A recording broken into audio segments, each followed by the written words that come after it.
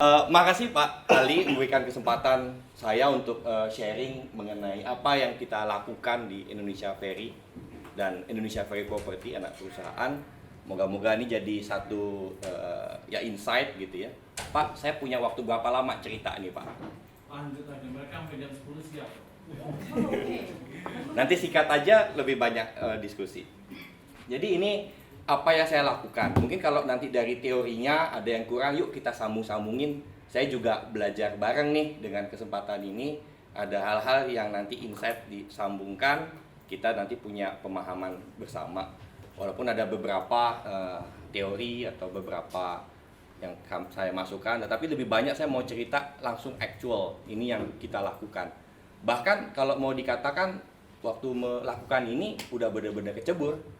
Jadi langsung jalan, belajarnya sambil jalan. Sedikit mengenai, sebelum teori, saya kenalan dulu deh. Saya dipanggilnya Mac. Namanya panjangnya itu Hari Muhammad Adi Caksono gitu. Tapi akhirnya dipanggilnya Mac. Pak Hari aja manggilnya Hari. Saya McDonald sebenarnya. Ceritanya dulu kenapa namanya disingkat, saya dulu pengen jadi kayak MacGyver. Gara-gara dulu nonton MacGyver, saya kuliah tuh ngambil teknik kimia. Saya ngambil teknik gas petrokimia di UI gitu ya, tahun 97. Ternyata salah jurusan juga, maksudnya kalau jadi MacGyver tuh chemical murni gitu.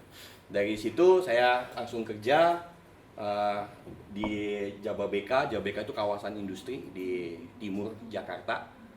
Dulu kenapa pengen ke situ, karena itu kawasan industri paling gede se-Asia Tenggara gitu. Alhamdulillah umur 25 tahun saya jadi Industrial Estate Manager mengelola 1000 pabrik. Lucky. Kemudian di dalam proyek itu, disinilah saya ketemu Pak Hali, bikin namanya Dryport, Pelabuhan Daratan. Pelabuhan Daratan itu perpanjangannya Tanjung Priok, tapi sisi daratnya aja karena nggak ada laut. Tetapi yang menarik, perusahaan-perusahaan pelayaran taruh kontainer sama bill of ladingnya ke sana. Nah, di situ cukup lama sampai terakhir di business development. Jadi saya udah masuk ke kawasan industri, masuk ke waktu itu ikut bikin jalan tol, nyambungin kereta api sampai di kawasan, udah belajar mengenai pelabuhan laut. Bosen saya gitu. Saya lari ke yang lain, ke Angkasa Pura II, ke bandara, mengelola bandara di situ. Nah, kemudian puzzle terakhir saya di transport ini adalah di ferry industry, dan saat ini saya ditugaskan di anak perusahaan untuk mengelola apa yang dulu saya rencanakan sekarang jadi disuruh tanggung jawab. Bahasa kerennya walk the talk. Dalam perjalanan ini saya ngambil S2, tapi ya itu sambil jalan aja saya di ITB. Gambaran buat industri ferry, sebenarnya ada yang pernah naik ferry nggak? Sudah nyoba ya? Tapi saya cerita sedikit mengenai industri ferry ya. Ini videonya harusnya jalan, saya perlu klik. Apa sih ASDP? Siapa ASDP?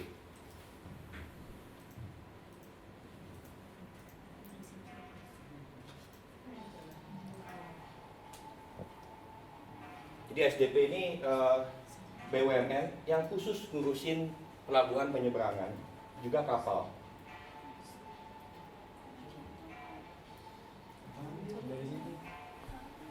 Ini nggak kedengeran. Nggak bisa. Nggak ada suara emang. Ada Pak. Source-nya pakai HDMI dari sini. Ya udah, nggak apa-apa deh.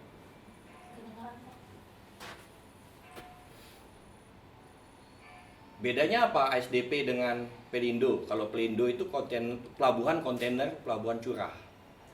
Se-Indonesia dibagi 4. Ada Pelindo 1, 2, 3, 4. Apa bedanya dengan Pelni? Pelni punya kapal saja, jaraknya jauh-jauh gitu.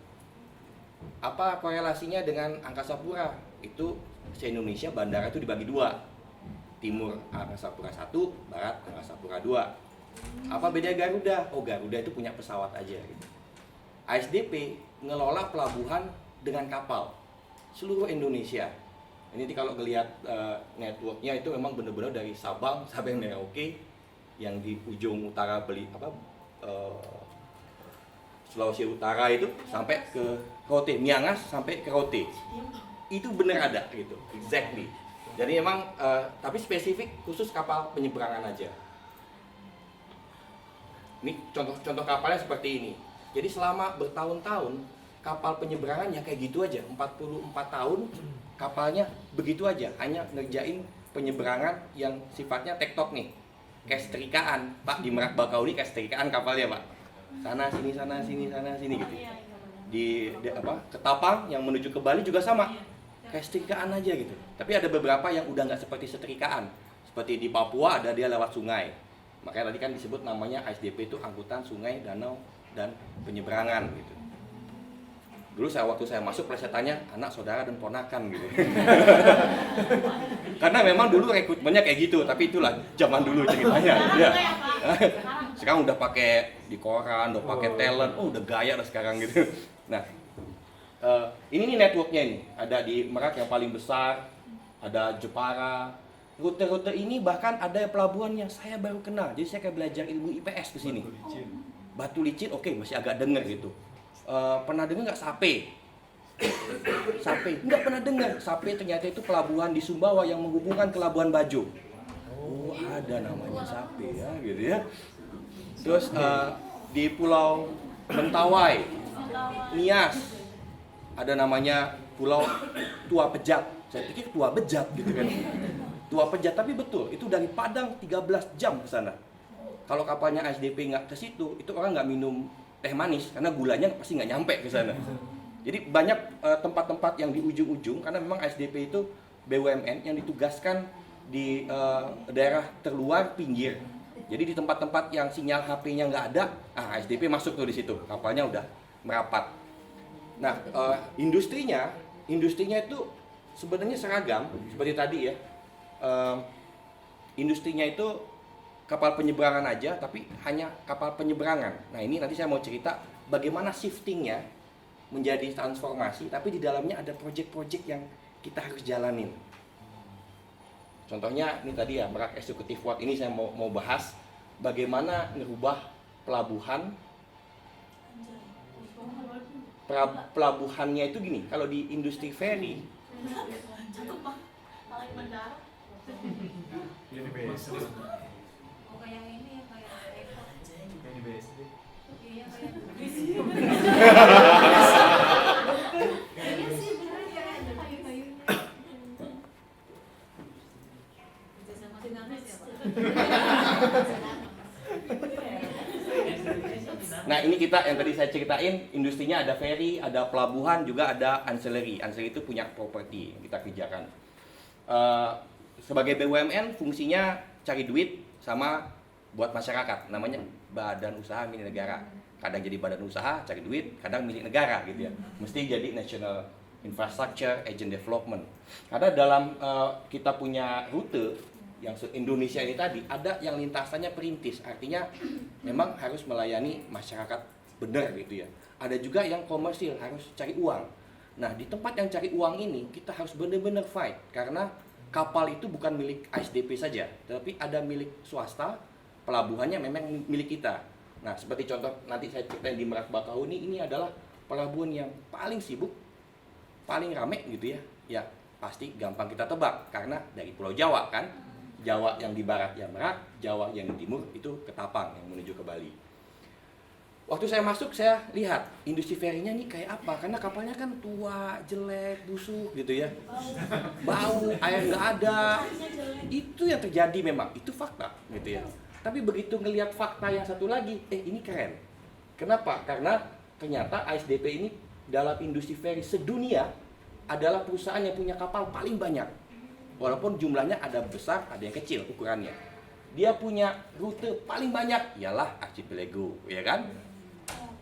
Dia punya annual passengers, ini nomor 11, tetapi ini penumpang yang jalan kaki aja. Kalau dihitung penumpang yang di dalam kendaraan sebenarnya hampir 20 jutaan juga gitu. Jadi dari passenger sama annual vehicle ya kira-kira nomor 5 lah gitu ya. Rutenya, kalau rutenya ASDP dipanjangin gitu ya, itu 1,5 kali jarak Jakarta New York. Wah, ini keren banget, pantas ngelolanya susah gitu kan ya. Jadi rumit, karena apa? Complicated. Kesannya industrinya sederhana, tapi cukup complicated. Nah, bisnis challenge-nya itu berubah drastis. di industri penyeberangan itu musuhnya itu adalah ini sebenarnya jembatan. Kalau udah bikin jembatan, udah ferinya mati. Contohnya yang di Suramadu. Ntar lagi jadi tuh di Penajam, kan ada ibu kota baru kan, feri kita udah mulai ketar-ketir gitu ya. Ada juga di Ambon kemarin tutup, Poka Galala tutup karena apa? Udah bikin jembatan. Tapi itu kan nggak bisa dihindari. Kita nggak bisa bilang Pak Presiden jangan bangun jembatan, kan nggak boleh gitu juga gitu ya. Tetapi kita udah tahu bahwa akan ada jembatan dibangun, kita harus mikir sebenarnya kapal ini mau dibawa kemana, cari duit dari mana gitu ya, supaya apa? Kalau kita kaya, kita itu bisa serve ke masyarakat. Itu yang menjadi salah satu kunci kita bahwa untuk melayani masyarakat, makanya badan usaha dulu, baru milik negara. Bukan milik negara, badan usaha gitu kan, enggak. Nah, disitulah akhirnya kita harus bertransformasi, memutar otak bagaimana caranya. Di satu sisi lagi ya, ini kalau diceritain bisa 1 jam saya cerita tentang apa yang terjadi di industri ferry. Tapi yang paling penting lagi ini adalah masalah tarif. Tarif itu diregulated sama pemerintah. Karena dianggapnya yang naik kapal ferry itu orang miskin semua. Exactly begitu. Akhirnya apa? Banyak yang di dalam kapal itu airnya mati, kan bayarnya sama gitu. Nggak ada services sama sekali. Mau nunggunya 2 jam, 3 jam, ya udah terima aja gitu ya. Kenapa? Tarifnya diregulated. Dengan tarif diregulated, akhirnya servisnya pas-pasan gitu. Kita nggak bisa bilang service excellent kayak di bandara gitu, nggak bisa gitu. Customer journey, nggak bisa gitu. Mau ngasih internet gratis aja mikir gitu ya. Nah, di situ tantangan-tantangan di mana kita harus cari cara, di mana ada kompetisi juga kan tadi dengan swasta, dan zaman now ini kan internetnya udah mulai kan. Gimana kita puzzle-puzzle itu kita manfaatkan. Tambah lagi ASDP itu mau jadi leader di port and ferry industry. Nah, ini yang menarik. Ada perubahan yang kita lakukan 2,5 tahun yang lalu, bahwa kalau ASDP dulu hanya nyebrangin melalui kapal yang kayak setrikaan tadi itu, ini sekarang menjadi 3 concernnya. Satu, bagaimana mendevelop connectivity, yang tadi itu ya, nanti saya cerita lebih detail. Yang kedua, bagaimana di logistik, dengan kapal itu bisa muat bisa muat truk gitu ya. Dan yang ketiga, tourism. Oh ya, saya belum cerita. Di kapal feri itu dia bisa masuk orang, bisa masuk mobil, bisa masuk truk, masuk sepeda motor, Harley bisa masuk gitu kan ya. Tapi hewan juga bisa masuk. Itu pernah terjadi tuh. Jadi pas kapal kita dari sebentar aku lupa, dia ke Surabaya lah, dari di timur dia mau ke Surabaya, ngangkut sapi gitu ya. Nah, sapinya masuk. Ternyata ada yang bawa sayur, dia taruh juga. Sapinya fashion show, ke sana dia makan, sini makan. Jadi begitu turun, yang komplain yang punya sayur saya hilang, dimakan oleh sapi. Nah, oleh karena itu salah satu juga akhirnya kita di logistik kayaknya kapal ternak ya. Nah, kita punya kapal ternak khusus untuk ngangkut sapi aja. Itu dari Sumba ke mana? Ke Surabaya langsung ke Jakarta. Itu kapalnya ASDP yang paling civilized, paling beradab. Kenapa? Karena ada dokter hewan di situ. Kalau yang lain nggak ada. Ya kalau kapal hewan harus ada dokter hewan ya kan. Kalau dia stres atau apa, disuntik gitu kira-kira. Nah, di tourism ini hal yang menarik. Karena pelabuhan-pelabuhannya ASDP itu macam-macam.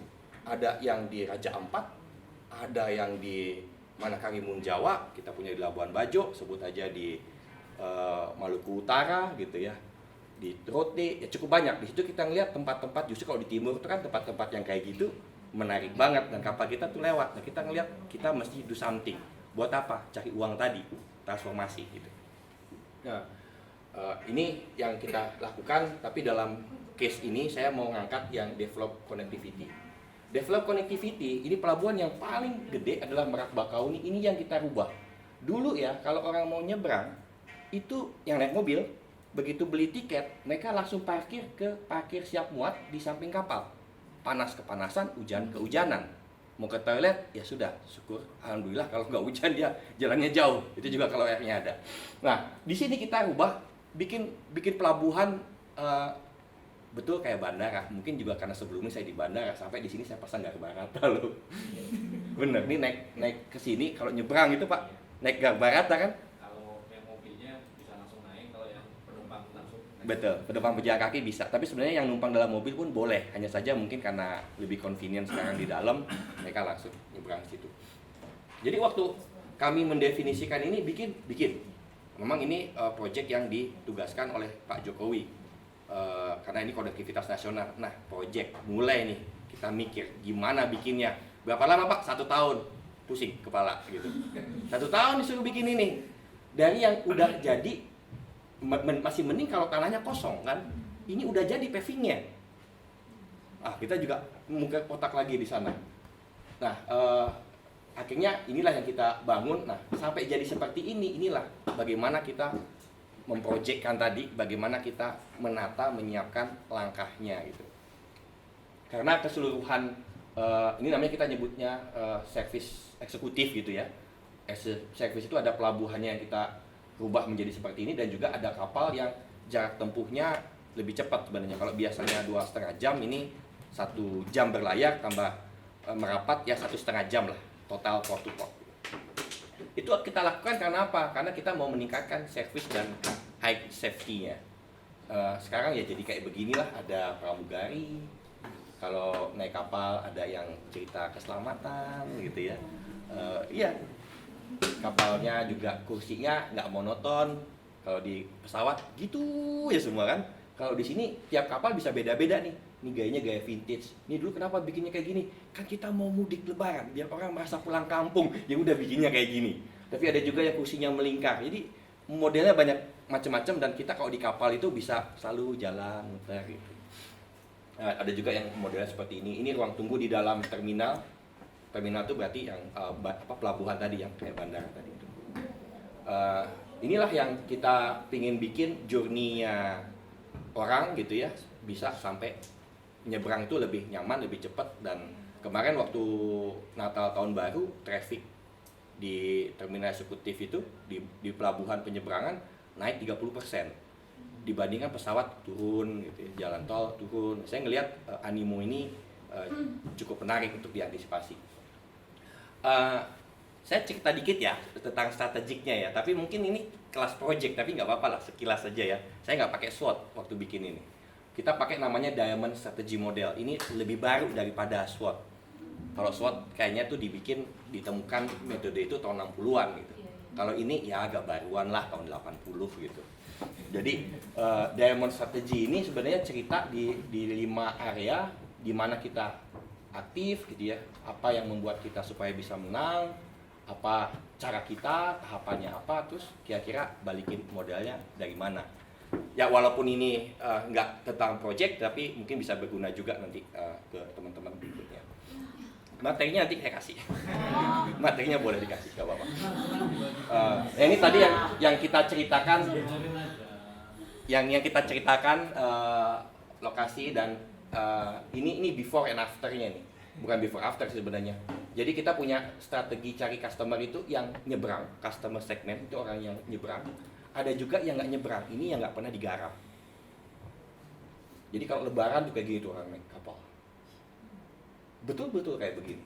Tapi kalau pas lagi hari Rebo kayak sekarang nih, gitu, Kamis gitu ya, pelabuhan siang mau main bola, mau jungkir balik, terserah di sini, bener-bener kosong gitu. Nah ini kan terlalu timpang ya. Nah ini yang kita lihat di mana kita aktif bahwa industrinya memang seperti ini. Terus kita lihat juga customer experience-nya, ini yang kita rubah. Kalau tadi saya cerita bahwa orang setelah beli tiket atau kendaraan lah ya, kendaraan beli tiket, mereka parkir nunggu kapal, ini lama. Padahal di situ ada waktu tunggu yang kasihan juga, orang bengong kan. Padahal di situ kita bisa bikin cari uang, kita bisa kasih, sebenarnya bukan cari uangnya sih, cara kasih pelayanan dulu ke customer. Tapi di situ kan yang namanya pelayanan akan survive kalau memang komersialnya jalan. Sehingga di sini kita bikin bangunan terminal agar orang yang jalan kaki masuk ke sini dulu, yang naik kendaraan habis di sini pun bisa masuk ke PAX-nya bisa masuk ke terminal, mobilnya tentu tunggu gitu ya.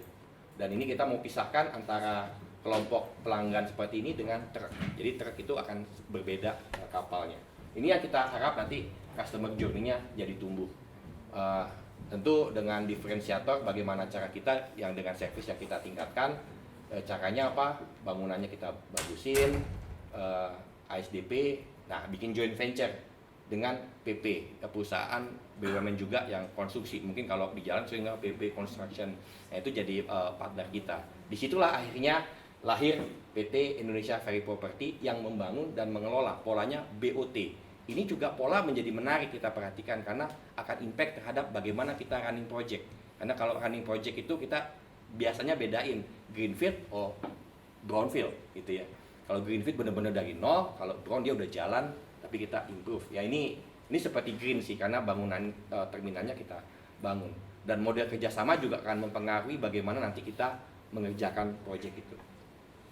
Tahapannya kita mulai dari bangun terminal dulu, terminal penyeberangan, tapi sebenarnya big picture-nya kita itu adalah bagaimana membuat multimoda, intermoda transportasi di sini menjadi the truly intermodal. Karena puzzle-nya ada. Ini kita mulai dari sini, ini ada di Merak itu ada namanya TTM. Dulu saya kira TTM itu teman tapi mesra gitu. Tapi ternyata terminal terpadu Merak. Jadi itu terminal bis yang paling gede di Merak, milik Kemenhub. Nah, ini yang kita sekarang dikasih hak untuk mengelola. Kita mau bangun ininya lah, kayak jembatannya gitu ya. Jembatannya belum ada, insya Allah tahun ini. Karena setelah ini jadi, kita mau ke sini dan berikutnya adalah kereta api yang tadinya ada di dalam, kita mau bawa keluar sehingga mau naik kereta api, naik bis, nanti nyebrang nyaman, dan nanti sampai di Bakahuni itu kan udah ada jalan tol yang Sumatera itu ya. Nah, itu jadi perjalanan orang lalu lalangnya lebih mudah. Itu big picture yang kita lagi siapkan. Makanya kita ngelihat stagingnya apa? Udah stagingnya improve facility dulu, bikin intermodal, mungkin nanti sebagai port destination. Dalam kita merencanakan itu, ini kalau salah dikoreksi aja, saya ngarang-ngarang aja kalau teori ini. Tapi ngarang itu ngambil dari sini buku gitu. Ada 3 yang kita lihat. Pertama, bisnisnya viable nggak? Ya kalau bisnisnya nggak viable pasti nggak mungkin. Karena ini di sini kita akan commercial. Artinya gimana? Tarif yang tadi di pack bawah tadi itu kita minta ke pemerintah. Ya boleh dong, kalau servisnya naik, tarifnya naik gitu ya. Nah, dari situ dapat kata kuncinya, yuk kita bikin. Karena tarifnya saya bikin naik 3 kali lipat, nggak ada yang protes. Yang pejalan kaki itu 15.000 jadi 50.000 sekarang, ntar naik lagi. Asal mau bayar nggak apa-apa. Berarti kan servis saya harus lebih bagus. Yang kendaraan itu naik 200.000 kalau nggak salah Pak, selisihnya gitu ya. Nanti juga naik lagi. Nah, di situ pengalaman kita surprise. Dulu waktu mau naikin tarif, kita mikir, ini bikin investasi 1 triliun lebih loh ini. Enggak, kalau yang di sini kita 500-an lah. Saya bikin 2, sama 1 lagi di Labuan Bajo. Ini kalau nggak balik gimana ceritanya kan? Ya supaya balik kan duitnya harus ada kan? Nah itu, bagaimana bisnis itu benar-benar kita lihat supaya bisa viable gimana? Akhirnya tarif harus kita naikkan, dagang hidup jalan juga. Kemudian people-nya gimana? Karena at the end of the day, apapun yang kita bikin semuanya orang.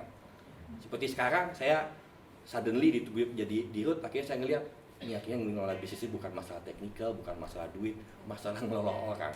Orang keluar masuk, benar. Saya malah nyesel kuliah di teknik, saya kuliah di psikologi dulu. Tapi memang benar, adalah masalah people. Artinya balik lagi, people-nya siapa? People customer-nya mau beli nggak? Terus people yang bikin project ini, dia mau memberikan layanan yang bagus nggak? Mau bikin yang benar nggak? Bukan sekedar jadi. Nah ini harus kita bikin, akhirnya transformasi. Kemudian terakhir baru visible. Ada nggak teknologi-teknologi baru yang kita bikin? Seperti contohnya ada Garbarata. Itu saya ditentang habis-habisan dulu. Tapi nggak apa-apa lah, ya, namanya harus menjelaskan, akhirnya diterima. Jadi itu pelabuhan feri kita pertama dan satu-satunya yang ada Garbarata dan ada eskalator. Sekarang sudah lebih maju sebenarnya, ada teknologi beli tiketnya online, udah mulai. Kemudian juga 2-3 bulan lalu udah ada vending machine yang kita pesan sendiri. Jadi emang lagi tumbuh gitu ya. Kita harap nanti di tahun ini semua beli tiket ferry nggak go show. Jadi belinya itu mesti pesan dulu. Dari semua perubahan itu, rencana perubahan ataupun kita lakukan, kata kuncinya satu, adoption. Apakah yang kita lakukan ini bisa diterima nggak oleh pelanggan? Bisa diterima nggak oleh orang? Tapi kan susah gitu untuk membuat adoption tadi. Apa caranya? Saya gunakan teori ini, bahwa yang kita cari adalah lead user. Lead user itu orang yang mau nyoba gitu loh. Mau nyoba, kemudian dia mau kasih feedback for free buat kita. Kemudian kita cari lead adopter. Lead adopter itu orang yang mau nyoba, biasanya anak-anak milenial gitu. Ada apps, download gitu kan ya. Dia coba, dia nggak suka, dia keluar, suka, dia pakai, dia kasih feedback. Dari situ banyak sekali yang kita bisa lakukan untuk improvement.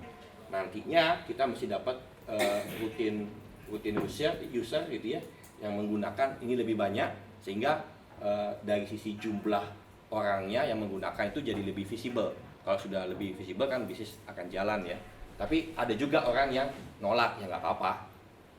Itu pasti akan ada. Tapi kita kalau bisa dapat ini semua sebenarnya sudah hampir 70% bisnis sudah bisa kita dapatkan. Nah, saya mau coba masuk ke mengenai projectnya. Izin Pak, saya tambahin sedikit PMO Pak, karena selain project ini saya pernah pegang juga PMO. PMO itu Project Management Office. Karena saya pernah jadi VP Corporate Planning and Transformation, artinya dari seluruh project itu manajemen bagaimana ngelihatnya supaya jadi lebih efektif, karena project itu bisa banyak sekali dalam satu perusahaan. Rasanya sih saya nggak perlu cerita lagi tentang project. Project kan ada kriterianya ya, waktu terbatas, contohnya gitu ya, ada constraint budget gitu ya. Nah, itu akan banyak sekali dan kecenderungannya banyak yang gagal. Apa yang tadi saya ceritain di depan, saya pengen nyambungin terhadap project itu adalah, itu kan urusannya mau improvement kan, program-program improvement. Semua pasti pengen naik kelas kan, semua pasti pengen projectnya bagus, bisnisnya bagus, ujung-ujung duitnya banyak, gajiannya bagus, shareholder dapat return lebih banyak. Berarti butuh apa? Improvement. Tapi paradoksnya adalah kalau kita improvement ternyata banyak juga malah jadi gagal. Ini katanya PMI. Nah, oleh karena itu diperlukanlah yang namanya project management. Karena project management itu tujuannya sebenarnya meng-ensure project itu, ini kata kuncinya sih, on time, on budget, sama in scope. Kata kuncinya 3 ini sepanjang yang saya lakukan. Karena di project, kalau kita nggak bisa bikin pemahaman yang sama, kira-kira kayak gini nih. Customer bilang saya pengen ayunan gitu ya. Ayunan di pohon. Di bayangannya customer itu kayak gini. Tapi project leader mungkin dia nggak dapat informasi semua. Ayunan di pohon, ya udah dipasang gini, nggak taunya masang talinya beda gitu. Karena nggak clear, nggak sama persepsinya gitu. Analis bilang, oh ya sama pohon, supaya bisa muter bolak-balik kan, dibolongin di sini. Begitu juga yang lain, programmer mungkin dia gini, business consultant, oh consultant lagi nih. Consultant, yang bagus, yang enak, yang nyaman, kursi yang dipasang di sini. Bukan ini, yang dipikirkan adalah ayunan gitu ya. Ya macam-macam lah. Inti dari cerita ini adalah bahwa kalau kita nggak satu pemahaman, akhirnya 3 ini sering nggak kejadian. Dan riset bilang begini, bahwa hanya 44% project yang finish on time. Dikit ya. Ini chaos report dari Standish Group. Dan yang bisa mencapai sesuai dengan timeline itu biasanya banyak yang nggak kecapai, akhirnya banyak yang delay, hampir 200% delay. Kemudian overrun, budgetnya kegedean, karena begitu bikin ini ternyata tambahin, perintilannya banyak, kayak bikin rumah ya, kayak gitu. Nah, ini yang terjadi kalau kita manage-nya nggak pas gitu ya. Di project juga kata kunci yang saya gunakan itu ada PPT sebenarnya, project, tools, sama people. Tapi kurang lebih kalau kita bicara tentang project, kan yang dilihat ini nih, bahwa ada time, cost, sama product deliverables-nya. Ini sebenarnya adalah proses. Standar lah kalau kita mau lihat satu proses pasti ada input dan ada output kan. Inputnya bisa proses dari conveyor belt yang satu gitu ya. Ini proses dari bisnis model yang B gitu ya. Jadi bisa banyak input. Kita proses dengan pendekatan time, cost, and product. Tentu ujungnya customer mau apa, laku dijual nggak, sederhananya kan gitu. Tapi dalam memproses ini, kita selalu, apalagi di perusahaan, butuh policy, procedure, dan technicalnya, SOP kayak gitu ya. Butuh orangnya yang mantau terus, dan butuh tools gitu. Nah ini semua yang di blending dalam ini project. Ya project kalau kita perhatikan pasti kebanyakan ngelihatnya pakai PM Book, ada juga sih yang lain, tapi yang paling umum pakai PM Book. Intinya kalau PM Book ini kan dari mulai perencanaan, initiating dulu sih. Habis initiating baru direncanakan, eksekusi, monitoring, sampai nanti closing. Tahapan-tahapan ini kalau dipelajarin bukunya tebal banget. Saya juga kalau saya punya bukunya itu, saya simpen summary-nya yang kita pelajarin dan banyak diskusi ngejalanin, akhirnya bisa dapat ini. Apa hubungannya project dengan PMO? Karena kalau kita lihat project itu ada project yang berdiri sendiri, ada juga project yang gabung lain jadi satu program gitu ya. Ada juga program-program digabungin jadilah portofolio. Kalau perusahaan multinasional misalnya besar sekali gitu ya, nanti mereka bisa saja punya beberapa project nih. Beberapa project itu ada yang dikelompokkan menjadi satu. Misalnya apa ya? Udah ambil di tempat saya aja. Misalnya programnya benerin kapal, sama satu lagi benerin pelabuhan. Benerin kapal ada yang urusannya sama mesin, project tentang improvement mesin. Ada project tentang bagaimana merubah kecepatan mesin, bagaimana merubah project kursinya yang tadinya jelek tadi menjadi yang vintage kayak orang mudik tadi itu project tersendiri, karena dalam itu kan ada proses merencanakan, pengadaan, kemudian tendering, testing gitu kan ya. Itu project karena apa? Di dalamnya itu kan ada waktu, ada biaya gitu. Nah, ini sebenarnya orkestra. Jadi kalau PMO itu kayak orkestranya di satu perusahaan ngelihat project-project itu berjalan. Tentu kalau kita nanti ngelihat bagaimana project itu dijalankan, ada tahapan-tahapannya. Nah, kalau di project atau di PMO, ini yang terjadi nih. Kadang-kadang project itu gak diidentifikasikan dari awal. Gak tahu nih projectnya mau apa, udah sih jalan aja. Udah jalan aja lah gitu. Sikat aja men gitu. Nah, itu jadi masalah tuh nanti itu. Karena kalau PMO itu dia tidak melakukan fungsi gate. Fungsi gate itu apa sih? Kalau PMO itu dia menseleksi, kemudian memprioritaskan project. Kalau tidak, kadang-kadang ada nih project yang bypass nih. Ada datang nih project dari Dewan Komisaris itu bikin ruang tunggu tuh di sana, pelabuhan sana. Itu nggak ada dalam project. Kalau nanti ternyata dibangun, ternyata itu bisa merubah layout dari pelabuhan gitu ya. Itu kan jadi masalah gitu. Nah, ada ya dalam satu portofolio project yang besar itu kadang terjadi project yang datang tiba-tiba, yang sudah disinergikan pun kadang-kadang ada yang di tengah jalan mati gitu ya. Ada seperti ini nih, ada yang tengah jalan stop contohnya gitu ya, karena uangnya nggak cukup, orangnya nggak ada lagi gitu. Ada project yang mati gini. Ada juga nih submarine project yang diam-diam tiba-tiba, wih ada tuh project kayak gitu. Itu banyak banget kejadiannya. Saya setelah menjalanin di ASDP di corporate itu ngelihat juga ada seperti ini. Nah, ini yang harus di alignment. Kalau nanti gimana kalau teman-teman punya kesempatan ngelihat beberapa project digabungin gitu ya. Balik lagi bahwa dalam project, apapun project yang kita lakukan akan selalu 3 ini yang dilihat. Pertama pasti people-nya. People-nya siapa orangnya, responsibility-nya apa, kompetensi standarnya apa yang kita perlukan. Kalau nggak cukup trainingnya apa yang kita lakukan.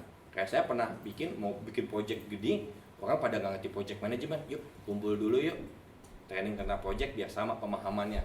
Ini perlu, karena kalau orangnya nggak paham, nanti akan jadi beda-beda lagi tadi pemahamannya, seperti gambar si ayunan yang ada di pohon tadi gitu ya. Kemudian prosesnya harus di-align. Memang kesannya jadi lama gitu. Kenapa nggak jalan dulu deh? Kenapa mesti pakai planning dulu? Kata orang, kalau kita udah planning dengan baik, 50% pekerjaan selesai. Nah, oleh karena itu proses ini bagian dari merencanakan. Kalau di korporat, yang dilihat pertama adalah align dengan corporate strategy. Misalnya tadi yang corporate strategy yang SDP itu kita mau jadi leader terdepan nih gitu ya. Nah, kalau mau jadi leader, project yang kita lakukan cocok nggak nih sini untuk bikin kita jadi leader? Oh, terminal eksekutif, iya nih kita bakal jadi yang pertama, jadi leader. Oh, ini priority, masukin priority utama. Nah, itu contohnya bagaimana meng-align dengan strategic corporate planning. Kemudian bagaimana PM-nya, project manager-nya, metodologinya, bagaimana SOP-nya. Itu perlu disepakati di awal, perlu dijalankan awal, kemudian quality audit, dan sampai nanti risk mitigation. Terakhir baru kita bicara software. Dulu kesalahan saya adalah saya pikir kalau saya punya MS Project selesai nih masalah. Enggak. Oh, ada lagi yang lebih keren. Enggak bisa lu pakai MS Project. Pakai Prince. Namanya udah keren kan, Prince. Sama juga orang nggak bisa pakai. Susah gitu. Padahal mencari orang yang mengoperasikan butuh pemahaman sebenarnya gitu. Ini challenge lain lagi. Memang kita perlu, karena kalau kita punya teknologi yang bagus, punya software yang bagus, enak kan, reportingnya enak gitu ya, project datanya ada di situ, apalagi bisa diinterface dengan kita punya aktivitas yang lain, lihat master schedule, ditanyain sama bos, langsung keluar apa yang jadi masalah. Itu dreamnya gitu loh, orang project gitu. Semua juga gitu, kerja dimanapun kalau bisa udah keluar kan dashboard, cakep gitu ya. Nah, itu bagian yang terakhir sebenarnya kalau kita bicara project. Jadi baik lagi kalau ngelola project management atau PMO, kayak kita bikin presentasi PPT gitu ya. Cuma singkatannya people, process, dan technology. Nah, dihubungkan dengan PMO tadi, nah ini ya, jadi ada yang namanya project level. Jadi ini orang yang daily team member yang kerjaannya bener-bener di project tiap hari. Dia pantengin, task list ini udah belum, pasang kabel udah belum, yang di lantai 2, lantai 3, 4, itu yang di atas itu pipanya udah belum, valve-nya udah. Nah, itu kerjaannya project manager biasanya. Dia ngecek betul rutin task list gitu ya, day to day, bahkan sampai level yang paling detail. Sampai kalau misalnya saya bikin hotel di Labuan Bajo itu crack nih, yang di sininya nih, ini kenapa bleber ya gitu ya, catnya, itu kerjanya project manager. Ini retak gitu ya. Nah, naik lagi, oh ya, ini sampai ke sini, ini yang staff sebenarnya, tapi yang project manager di atasnya program. Ada yang di atas, kalau di korporat ini ada di portofolio. Dia cuma ngelihat, oke, kita punya 5 project pertama berapa speednya, kamu butuh apa yang kurang. Dia nggak urusan sama yang ininya retak gitu, nggak urusan berapa inimu, kemarin rencananya kurva S-nya berapa, harusnya 50%, kenapa kamu 49%, apa yang terjadi, apa yang kurang, kamu butuh orang, butuh duit, kayak gitu-gitu. Itu kerjaannya di portofolio. Portofolio ini dia akan create atau kelola beberapa project. Ujung-ujungnya dia akan lapor kepada top pimpinan, CEO, direksi. Dia ngelihatnya lain lagi nih kurvanya. Dari keseluruhan itu kesimpulannya project kita lagi masalah, healthy-nya bagus, hijau, atau lagi dak-dikduk nih. Duitnya gimana, cukup nggak? Secara garis besar, mana yang bakal jadi duluan, mana yang terlambat, cuma gitu-gitu aja kalau di top management. Nah, ini akan bisa teramu gitu ya, informasi ini kalau ada PMO. Dan PMO itu kuncinya sebenarnya project manager gitu ya. Oleh karena itu ada relationship antara PMO, project management office, dengan project manager. Apa sih bedanya? Karena dulu waktu saya introduce PMO, itu orang bingung, yang project manager, Pak, itu saya nanti kerjaannya apa? Kan saya project manager. Oh tenang, kamu tetap kerjaannya. Saya nggak akan ngambil kerjaan project manager. Orang tuh kalau diambil kerjaannya, ada yang senang, ada yang enggak, Pak. Kalau yang senang, nggak apa-apa kan? Kerjanya diambil, gajinya sama gitu. Ada juga yang diambil, terus gua kerja apa? Bingung. Ya, ada juga yang kayak gitu. Nah, bagaimana kita menceritakan? Jadi kurang lebih gini, kalau project PMO ini, dia kan koordinasi nih dengan para project manager. Project manager itu ngasih apa? Project plan. Dia ngasih apa? Report. Ngasih apa? Change request. Change request itu misalnya yang tadinya pintunya mau kayu begini, warna ungu apa sih ini? Abu-abu gitu ya. Terus diubah jadi coklat. Itu pengaruh juga, karena kalau misalnya di hotel jadi nggak sesuai sama konsep kan. Itu ada change request. Loh, kenapa kamu minta? Catnya nggak ada. Kejadian kayak saya kemarin gitu. Ini catnya warnanya kayak gini yang buat di atap. Kenapa selama banget ngecat? Itu catnya bikin, Pak. Bikinnya di Cina. Ya Allah, bikin cat aja di Cina. Ya emang, tapi itu biar cocok sama gambar desainnya. Pakai aja di pasaran. Nggak bisa, Pak. Itu jadi kampungan gitu. Nah, change request itu biasanya project manager yang tahu persis kan. Dia akan report gitu. Dia akan report ke sini. Di sini nanti yang tugasnya apa? Ngasih tahu ke pimpinan kan, ke yang BOD tadi gitu ya. Ini ada critical isunya seperti apa. PMO dia akan balik dengan apa? Performance tracking.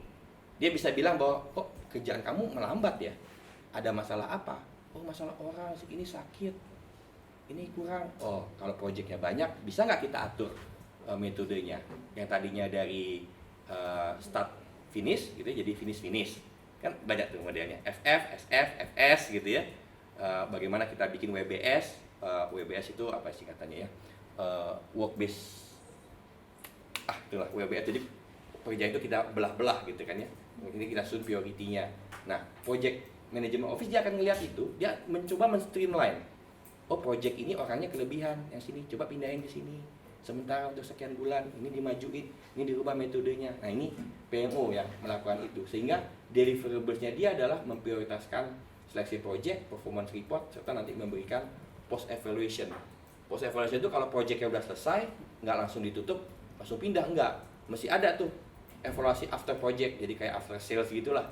Setelah 2 minggu gitu ya, dilihat lagi apa jadi lesson learn. Karena apa? Kalau akan membuat project yang sejenis, jangan mengulangi kesalahan yang sama. Nah, waktu bikin case Merak Bakahuni, saya pernah dihadapkan pada situasi bahwa di tanggal segini ada diskusi-diskusi gitu ya, kita siapin, Menhub datang, lihat, bla bla bla, kita siapkan site visit, mau siap-siap, 15 Agustus beroperasi ya, enak banget tuh. 15 Agustus beroperasi. Saat itu saya bilang ini 10 Agustus. Teman-teman saya pada bilang gitu, siap Dan, siap bos. Ntar dulu, kita punya 5 hari kalender. Kita siap gak? Kalau siap, apa yang mau kita deliverables gitu loh. Karena bikin terminal itu nggak kayak bikin ruang tunggu, saya bilang. Saya waktu bikin di bandara itu, setengah mati itu. Nanti ada metodologinya. Mau 3 bulan beroperasi ya, sekarang masih ada inspection gitu ya. Ini cuma 5 hari, kamu mau bilang bikin terminal jadi, ini gede banget loh gitu. Saya paling worry, padahal saya bukan project manajernya, tapi karena saya ngikut yang dari D0, yang gambar, saya harus ikut. Dan oke, karena saya di PMO, saya turun masuk ke sini, mana project manajernya panggil, kita diskusi, yuk kita lihat kesiapan kita gitu. Apa yang saya lakukan? Nah, sekarang masuk nih saya ke project gitu. Karena ini bikin terminal, saya pakai bahasa yang enak gitu, yang gampang gitu. Ini Visco, itu yang restoran. Iya mirip restoran, jadi biar katanya enak. Visco, cuman logonya lain, saya bilang. F itu Sikada dan Direct Facility. Apa yang mau kita bikin? Jadi di situ kita bikin ya dermaga, terminal, jalan akses. Terus toll gate itu kayak pintu tol itu. Jadi kalau orang mobil datang Pak ya, kan beli tiket, itu istilahnya kita toll gate. Kemudian listrik airnya gimana? Jangan sampai nanti udah jadi listriknya nggak ada, gensetnya nggak ada gitu ya, airnya nggak nyambung, masalah itu nanti. Garbarata kita harus siapkan juga kapalnya. Itu adalah seluruhan facility. Jangan lupa ada information. Information itu apa? Signage-nya. Signage dari akses masuk. Ini yang TTM tadi, teman tapi mesra. Terminal terpadu Merak, karena pintu masuknya kita dari TTM, dari terminal bis tadi itu. Ini jangan lupa nih segmennya, karena kalau nggak ada petunjuknya, orang pasti akan bablas ke terminal reguler kita. Jadi customer nggak tahu gitu ya. Begitu juga SOP, baik tiket, pelayanan, itu adalah bagian information yang harus kita siapkan. Ini ada timnya tersendiri, mesti dibikin nih, satu kelompok kerja urusan information. Sistem, bagaimana sistem tiket online-nya.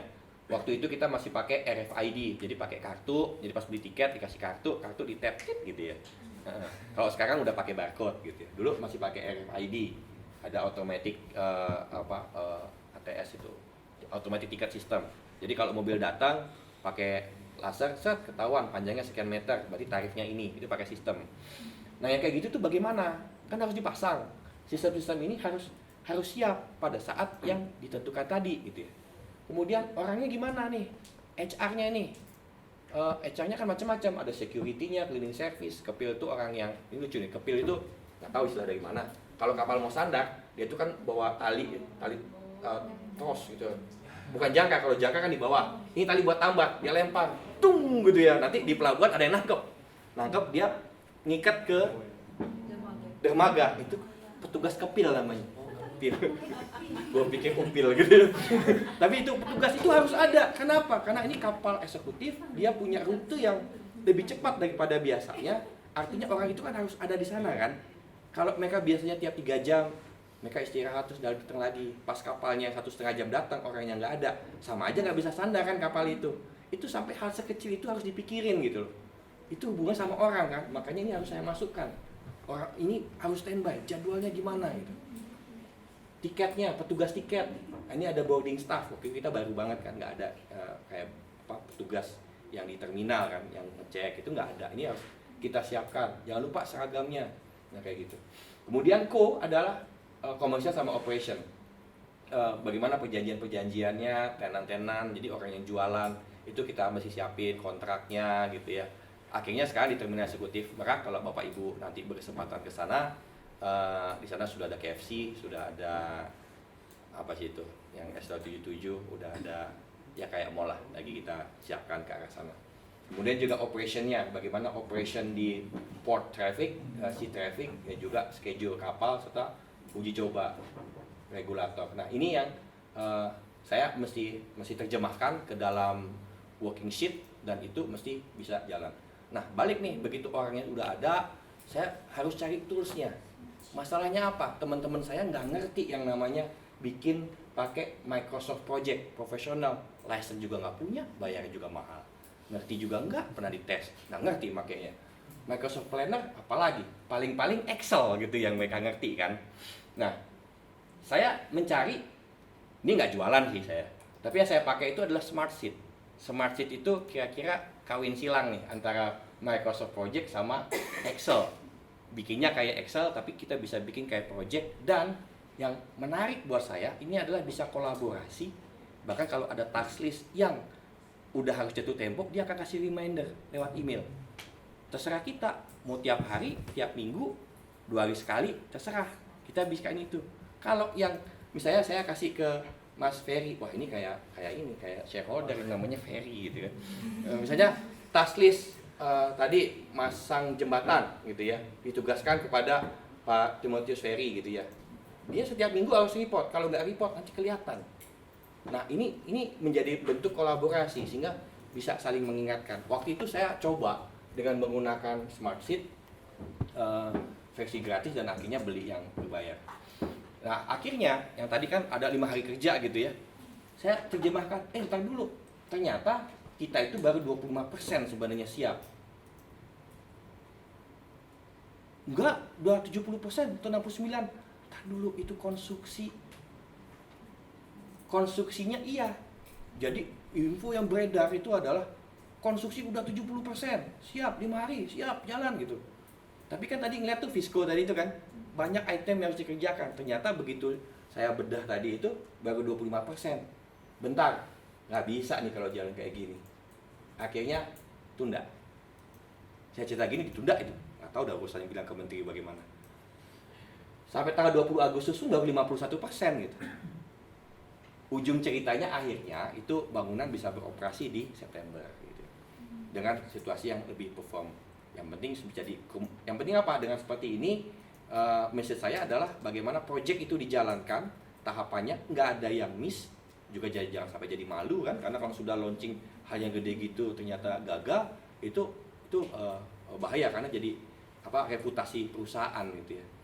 Contoh kayak misalnya di bandara sekelas Heathrow pun gitu dulu. Heathrow waktu dia live operation itu chaos sistemnya. Kalau itu sistemnya lebih gila lagi. Karena apa? Kalau di bandara itu kan mainnya bener-bener detik kan, waktu. Tahu kan FIDS? Yang kalau kita ke bandara, kapal pesawat ini on board, delay, itu namanya schedule, namanya FIDS gitu ya. Flight Information Data System. Itu tuh yang nyediain datanya nggak banyak, karena itu dia harus bisa gather data dari seluruh bandara, seluruh dunia kan, itu internasional gitu. Kalau sampai satu delay, kebayang kan, yang lain delay kan, itu chaos tuh. Sekelas Heathrow pun chaos. Berapa jam? Hong Kong juga sama. Jadi kalau kemarin Bandara Soekarno-Hatta lancar-lancar saja itu luar biasa menurut saya. Ada juga sih rame kemarin itu. Satu bikin Terminal 3, saya ada di situ. Nah, kalau bandara itu bahaya sekali karena begitu terjadi masalah itu kan akan ke seluruh dunia ya. Impact-nya jelek lah. Nanti maskapai nggak mau buka ke sana gitu ya. Orang akan marah-marah, yang schedule-nya meeting di Surabaya jadi cancel, jadi dia marah minta klaim gitu ya. Kalau di ferry memang kapal penyeberangan saya ngelihat nggak sebegitunya risknya, tetapi kalau nggak di manage dengan pas pasti akan ada yang komplain. Jadi result dari apa yang dilakukan di project management itu adalah seperti ini. Kira-kira kayak gini tampilan softwarenya. Teman-teman bisa kok mau pakai Smartsheet di smartsheet.com, ada trial ya, coba aja gitu ya. Enak makainya karena sebenarnya bukan hanya buat project ini kan udah kayak style project banget kan, ada Gantt chart nih, Gantt chart. Tapi ini makanya udah kayak Excel sebenarnya. Bahkan kita bisa bikin checklist pekerjaan gitu ya, yang sifatnya kayak Excel, dan itu bisa dimonitor. Saya cerita sedikit ya mengenai yang kita kerjakan kemarin. Jadi saya menggunakan Smart Sheet untuk koordinasi bersama tim, apalagi cross. Nah, waktu itu cross timnya luar biasa. Ada luar biasanya karena ada di kantor cabang, ada di kantor pusat, waktunya mepet gitu kan ya. Kemudian orang pahamnya sepenggal-sepenggal. Nah, ini kalau nggak di manage problem. Jadi task listnya saya bikin seperti tadi itu kan ada F1, F2, F3 gitu ya. Ini saya ambil contoh yang pas waktu di kapal eksekutif atau F8. Ini bikin task listnya start end seperti biasanya kita bikin project, ini di-assign kepada siapa gitu ya, progresnya sampai di mana. Nah, saya lihat nih contohnya, cuma dia nih yang belum sampai 76%. Nah, kalau ditarik ke sini, ini ada bentuknya amplop, ada tanda tanya, berarti Ferry ini belum jawab nih. Dia belum jawab pertanyaan saya, kenapa progresnya sampai di sini masih belum 100%. Padahal waktunya harusnya ini udah merah nih, berarti udah lewat saat itu. Udah merah dia otomatis berubah waktunya. Tinggal kita set aja hari ini itu dibandingkan end date atau start date kayak gimana, kita bisa atur. Kayak di Excel kan ada kan standar formatting kan. Nah, kayak gitulah kira-kira. Nah, di sini pun ada kolaborasinya. Dari sini, nah contohnya adalah saya bikin update request, automatic request for update. Jadi di baris ini saya bikin minta update request. Jadi warna amplop terbuka ini karena saya membuat audit interest kepada siapa? Kepada Fadila. Ini aktual nih. Jadi kepada Fadila saya kirim tanggal sekian, yang kirim adalah admin, minta diupdate di baris 30, sama kan baris 30. Saya bikin waktu itu setiap minggu kalau nggak salah. Nah, kemudian Fadila dia jawab bisa dari handphonenya. Dia jawab dari handphonenya, dia mengupdate bahwa untuk yang ini udah dilakukan. Nah, tanggalnya sama ya. Cuman di sini nggak kata jamnya, cuman di sini kita lihat dia udah agak malam nih balasnya. Baru sempat. Ini juga dari handphone nih dia ngupdate-nya. Dia tulis sudah mulai dilakukan pembongkaran toilet. Oh ya, berarti sudah mulai kerjaannya nih. Saya khawatir nggak jalan pekerjaannya, berhenti. Nah, kemudian ada baris lain lagi yang ini barisnya agak berbeda, tapi kurang lebih hampir sama. Ini dia menjawab terkait dengan penyesuaian tiket online, masih menunggu informasi tarif. Jawabnya tengah malam nih. Udah mau tidur kali baru inget dia ini. Atau baru nyampe rumah karena kemalaman. Nah, ada juga yang bilang update yang lain, bagaimana pengadaan speaker ditunda karena ditunda tanggal 15, maka skema kembali lagi. Bukan dia yang nyiapkan, Pak Rizky, tetapi IFPRO saja, anak usaha yang nyiapkan. Karena jangka waktunya lama kan, biasanya proses pengadaan normal aja deh, nggak usah pakai special attention gitu. Itu maksudnya dia. Dia balas di 13 Agustus agak sore-sore gitu. Nah, ini contohnya jadi menarik, karena apa? Dia bisa update kapan aja, di mana aja, tetapi informasi itu ada kan. Kalau di rapat yang konvensional gitu ya, kita kumpulin tiap Senin, yuk masalahnya apa, Zaman sekarang itu susah gitu loh, ngumpulinnya susah gitu ya. Udah gitu telat lagi kehujanan gitu ya, macet kayak saya tadi. Jadinya nggak efektif. Yang satu udah harus pergi, yang satu baru datang. Nah, kalau dengan seperti ini, informasi itu bisa ngalir, datang, update, sehingga yang megang kontrol towernya, kalau di project kadang-kadang ada nyebutnya kontrol tower. Kontrol tower itu tahu problemnya di mana gitu, sehingga bisa nanti meminta metode projectnya mungkin nggak bisa pakai start finish, tapi harus finish. Orangnya kita ubah. Nah, itu nanti detail terhadap itu semua. Ini ada satu video sih, video terakhir yang saya mau cerita sebelum saya terakhir. Apa yang dilakukan teman-teman dan yang kita lakukan sehingga project itu bisa jalan dan responnya apa gitu ya terhadap Smart Sheet. Cuman saya nggak ada soundnya. Kalau nggak ada soundnya, kalau nggak kedengeran. Tapi ada tulisannya kok. Ini VV Facility yang nyiapin rambu-rambu. Jadi ada komentar-komentarnya bahwa dengan nyiapin ini memicu semua punya pola pikir yang sama. Itu kata kunci yang menarik pada saat membuat project.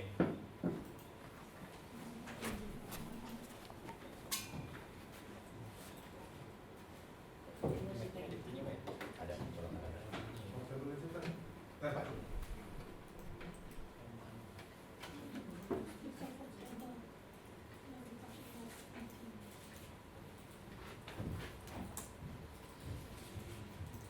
Bisa portable nggak Pak? Oh, udah.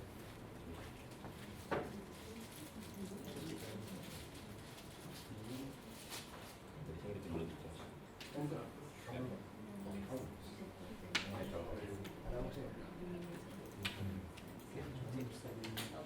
Apa USB?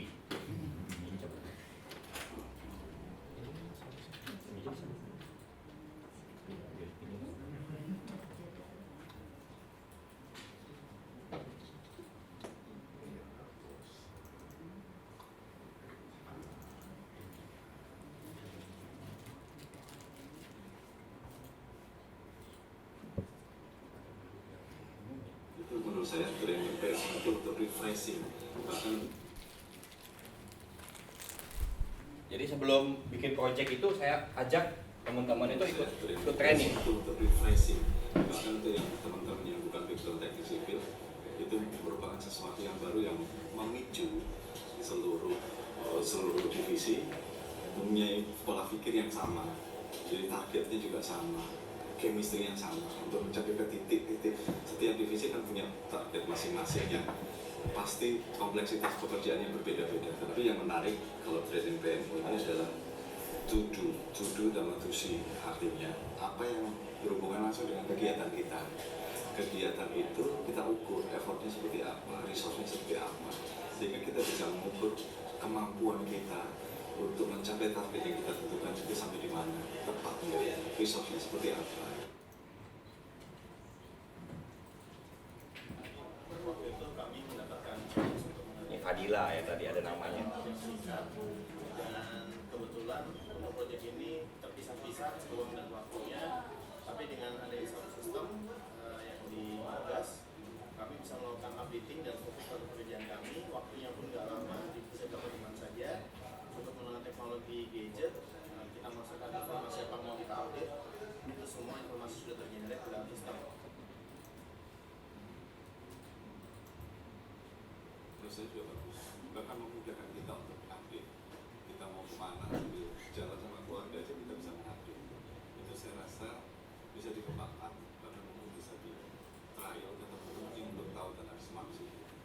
Karena semakin orang memudahkan mengakses atau memberikan informasi terhadap update pekerjaan itu, semakin orang akan nyaman, semakin praktis bekerja, sehingga konsumsi audit juga pada saat itu siapa yang lead, siapa yang bertanggung jawab, aku bisa ketahui semua.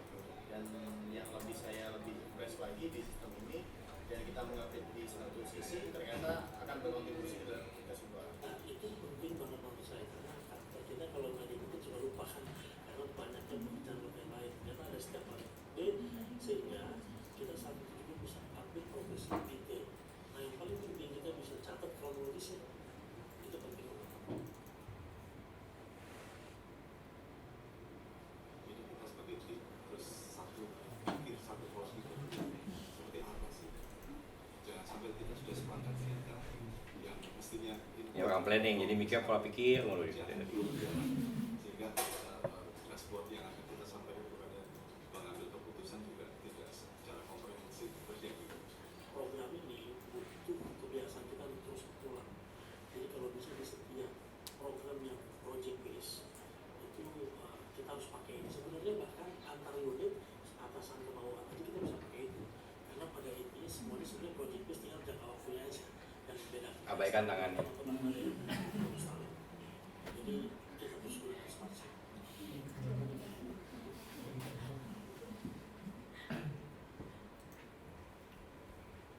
Ya, sebagai slide terakhir, kalimat yang kita bawa gitu ya, saya sampaikan bahwa kalau di project itu kalau kita nggak punya komitmen kita nggak pernah mulai, dan kalau nggak konsisten kita nggak akan pernah selesai.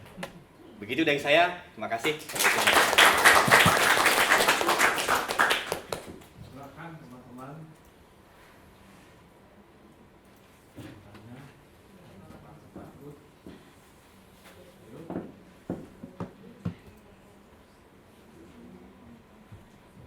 Silakan kalau ada yang mau ditanyakan.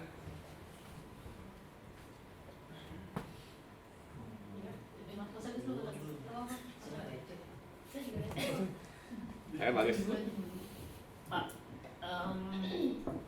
perihal yang pertama yang terakhir Pak ya, tadi ini kayak mau menyamakan satu persepsi ya Pak ya, persepsi dari beberapa orang biar satu visi satu misi, kemudian harus ada apa ya, kita pertemuan dulu lah gimana caranya, bagaimana melaksanakan proyek ini seperti itu Pak ya. Tantangannya apa sih Pak, ketemu sama orang-orang yang ya secara realnya gitu, mereka punya pemahaman yang berbeda untuk bisa satu visi. Ya.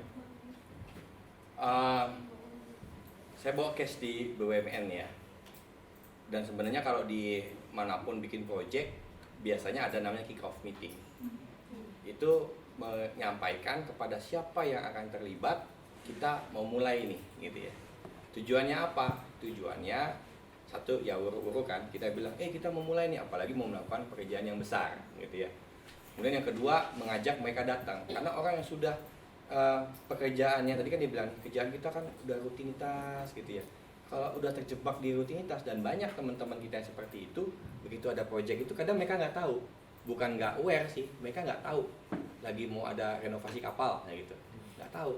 Itu harus dikasih tahu. Ya contoh lah, mungkin teman-teman di kantor ada yang mau implementasi ISO gitu ya, itu sama project juga kan, karena mau implementasi ISO, undang konsultan, ada berapa budgetnya, ada waktunya, ada tahapannya, sama itu project juga, ada kick off meeting. Nah, bahasa menyamakan persepsi memang kelihatan kayak berat gitu ya, tetapi kira-kira hampir sama dengan tadi kick off meeting. Apa yang dijelaskan kita mau mengerjakan ya 5W1H ya, mengerjakan apa, siapa yang terlibat, apa goal kita, apa tahapan besar kita, apa milestone-nya. Terakhir bagi-bagi deh, untuk yang ini Pak Agus ya gitu ya, yang satu lagi Mbak Kartika ya yang jadi lead-nya gitu. Itu kan bagian dari kick off untuk menyamakan bahwa yang mau kita lakukan seperti ini gitu ya. Kendala atau dinamikanya kayak apa? Nih case di BUMN. Yang diundang itu kadang-kadang pakai nota dinas nih, kayak memorandum nota dinas kan, ditujukan kepada siapa? VP pelayanan, VP perencanaan, VP operation, general manager Merak gitu ya. Yang datang staffnya datang. Karena apa? Dia lagi dipanggil sama bupati gitu kan.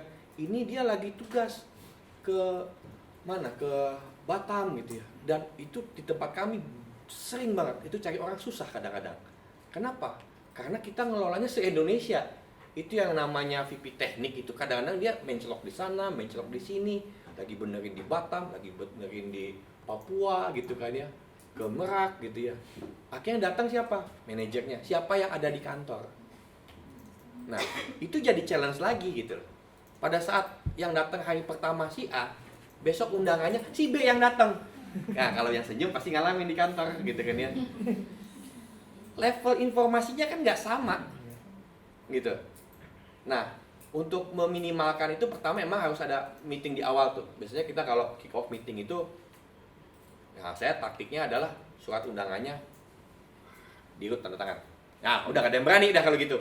Artinya mengatakan bahwa sedemikian pentingnya project ini sehingga kamu harus hadir. Pernah saya beberapa kali itu. Harus hadir, tidak boleh diwakilkan. Itu yang ada di Batam pulang, yang ada di Lombok balik gitu ya. Semua level kayak gitu, pernah saya lakukan kayak gitu. Saya ngetes aja gitu, bisa kok. Yang penting ada figur yang dilihat gitu ya. Ya berarti pimpinan tertinggi, makanya tapi tergantung projectnya sih gitu ya.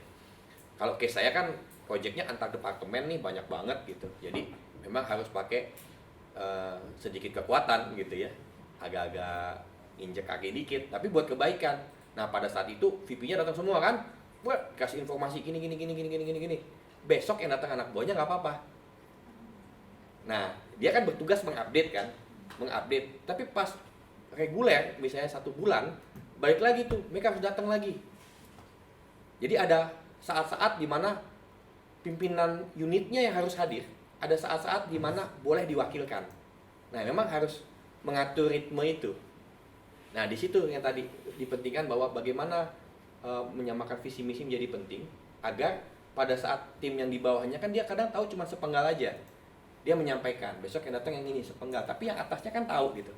Dia udah tahu apa goalnya, arahnya, update-nya ini, begitu nanti ditanya lagi bagiannya dia bisa menceritakan the whole kewajibannya. Karena yang ini menjadi penting, ini oke, bisa ditunda atau seperti apa. Kira-kira seperti itu yang terjadi. Dan itu juga di case yang kita alami, ya contohnya kan saya bawa merek di sini, itu juga terjadi hal yang sama. Ditambah lagi di pelabuhan ini kan remote ya, ada di cabang gitu ya. Berarti bagaimana orang yang di cabang bukan hanya GM-nya aja yang tahu, bahkan sampai manajernya.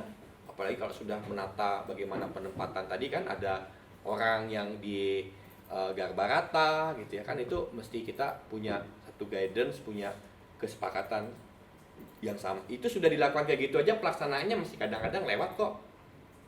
Contohnya apa? Pengguna jasa begitu turun nggak tahu saya belok mana ya gitu ya. Ada juga kejadian kayak gitu. Nah itu ada tim kita yang tugasnya keliling dia tuh, kayak quality check gitu. Dia datang lihat, wah ini masih ada yang kurang, signage-nya, tulisannya ada di atas, harusnya di bawah sepanjang kayak pandangan mata gitu ya. Tempatnya agak geser, warnanya harus diubah. Itu ada juga yang harus melakukan. Nah itu yang memberikan feedback agar pelaksanaannya juga sesuai dengan rencana. Moga-moga menjawab.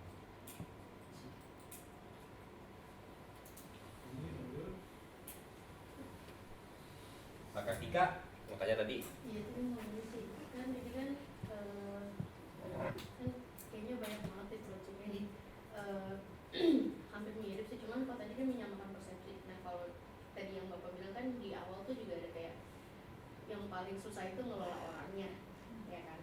Nah gimana sih caranya Bapak nih kayak menyatukan berbagai macam orang ketika ini melakukan project tersebut supaya tuh bisa jalan. Ya, memang itu susah gitu. Susah itu yang bagian orang yang paling susah gitu ya. Karena walaupun kita training itu juga nggak menjamin orang itu punya pemahaman yang sama gitu ya. Apalagi nggak semua teman-teman kita backgroundnya pernah belajar project management gitu ya.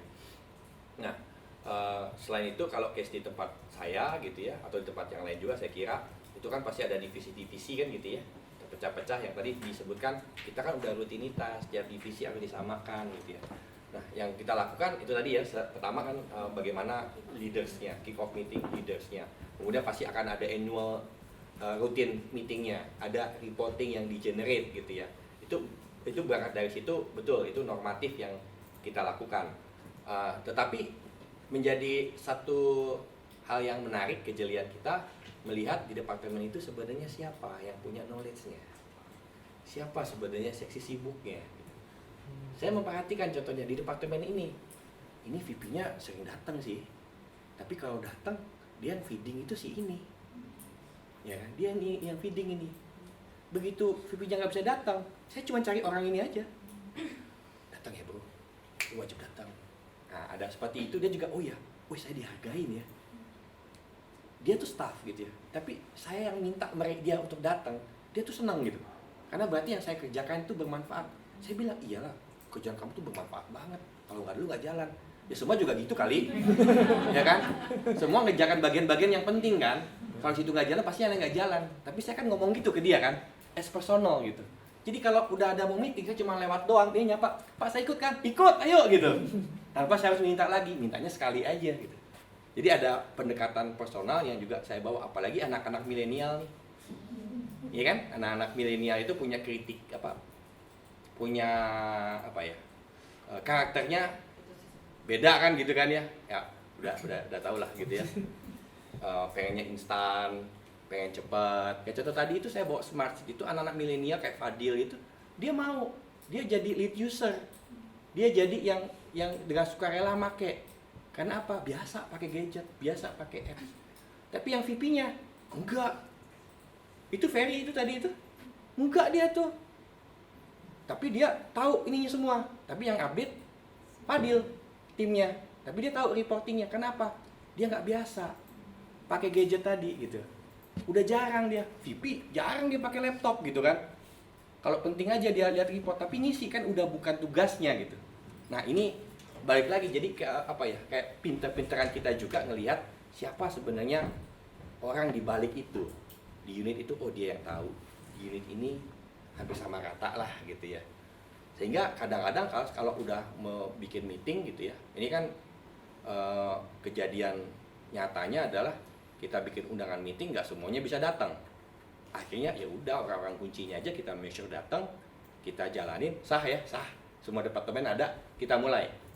Mana yang kurang? Update, apa solusinya, yang bisa diputusin, yang nggak bisa diputusin dieskalasi, bikin risalah rapat, diajukan, kapan kita ketemu lagi, atau update ya, di Smartset diingetin. Dan nggak boleh bosen-bosen sih, seperti contoh tadi Smart itu kan banyak sekali task listnya.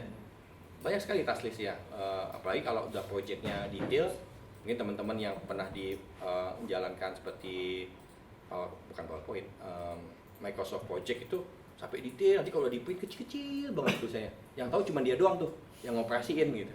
Nah itu juga perlu kejelian, artinya mana yang kurang gitu ya. Seperti contoh tadi kan, kita bikin kalau dia nggak mengupdate akan ada reminder otomatis. Itu teorinya, betul Pak. Tapi kalau sampai 3 kali dia nggak begitu, masa kita diamin aja? Kan harus didatengin. Ditelepon atau didatengin gimana gitu.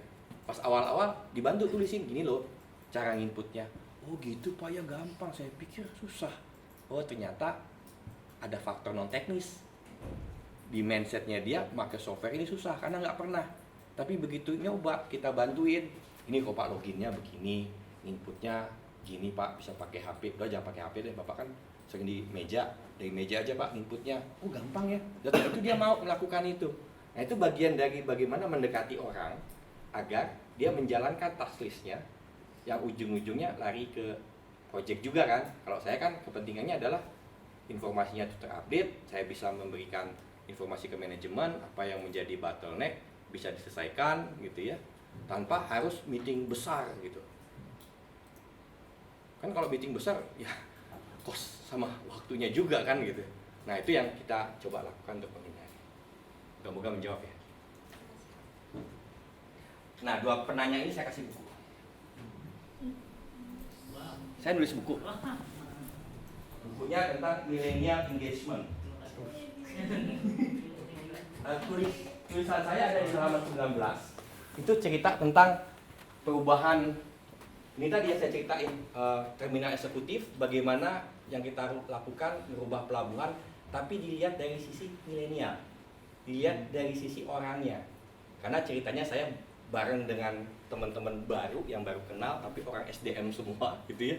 Jadi masing-masing cerita nih tentang milenial, anak milenial, apa karakternya, apa perilakunya. Nah saya mencoba menghubungkan antara anak milenial dengan proyek yang kita lakukan, dan memang faktanya waktu kita melakukan proyek ini banyak sekali anak-anak milenial yang terlibat dan mereka menjadi pejuang-pejuang tangguh yang ada di depan tadi. Itu bayangin kan jam 22 masih ngupdate. Kalau kita mungkin udah ogah Pak ya. Entar deh besok pagi aja gitu. Tapi masih ada teman-teman kita yang anak milenial mau melakukan itu, dan itu yang bagaimana memanfaatkan karena memang karakternya mereka seperti itu. Good news-nya saya punya buku satu lagi buat penanya yang ketiga. Ini ada di Gramedia kok kalau yang nggak kebagian.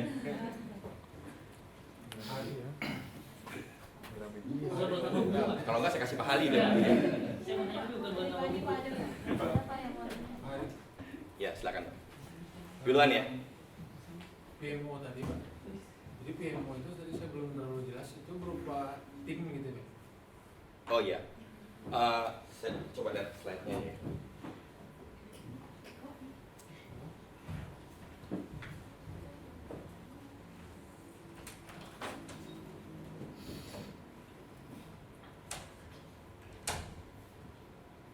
Oh ya, ini mohon maaf nggak ada slide yang menggambarkan kronologinya.